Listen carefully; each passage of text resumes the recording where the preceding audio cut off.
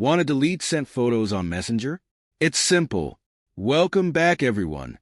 In today's quick tutorial, I'll guide you through the steps to remove pictures you've sent in a Messenger chat.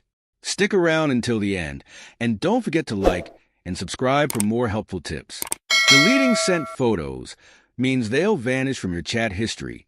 If you unsend a photo, it will be removed from both your chat and the recipients.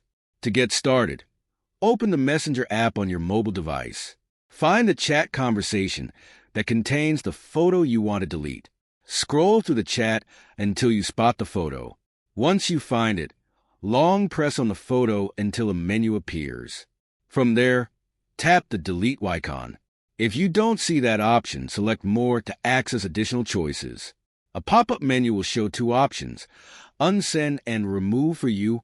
Choose Unsend to delete the photo from both sides, or select Remove for you to delete it only from your account. After you confirm, the photo will be deleted from the conversation and will no longer be viewable by you or the recipient. By following these straightforward steps, you can easily delete sent photos from your Messenger chats. If you found this video helpful, please give it a thumbs up and subscribe for more tutorials and tips.